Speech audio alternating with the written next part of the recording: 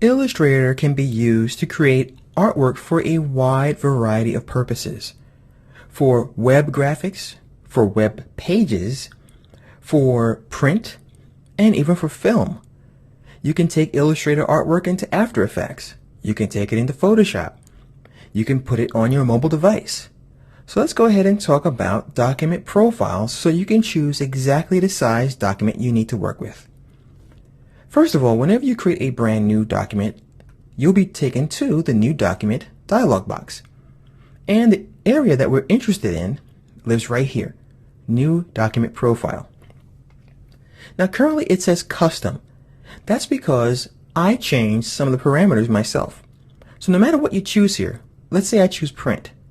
If I change one part of this and I hit the Tab key, it turns into Custom, because we've changed the presets that come with it. So I'm going to go to New Document Profile, and let's go ahead and talk about these guys. Well, print, of course, is going to be for printing out things. Business cards, brochures, postcards, newsletters, books, things like that will be based on print. And when you're using print, you could use points, and you can use picas, inches, or whatever you want to use.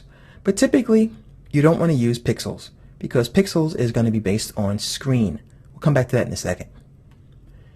When we choose a profile, we can change the number of artboards we're going to deal with, the size, and we can change the width and height. We can also change the orientation from the portrait to landscape, which is sideways. I'm going to go back here and choose Web. Now you'll see that Illustrator wisely chose pixels for me, because when you're doing web graphics, you're not dealing in inches anymore, because our monitors and screens are in pixels. They are in pixels from left and right and top to bottom. So as you can see, this is going to be 800 by 600. And you can choose 640 by 480 and 1024 by 786. But of course you can change this to whatever you want, and then you'll get that custom again. So for web graphics, for things that are going to be like video game artwork or whatever, as long as it's going to be viewed on the screen, you're going to deal with pixels. Next we have mobile and devices. So we can do things for like the iPhone and other devices. And these are the sizes of the screens generally. But if not, you can enter that here as well. Now don't forget, because we are dealing with a screen of some type, we are once again dealing with the units of pixels. We also have the ability to do video and film.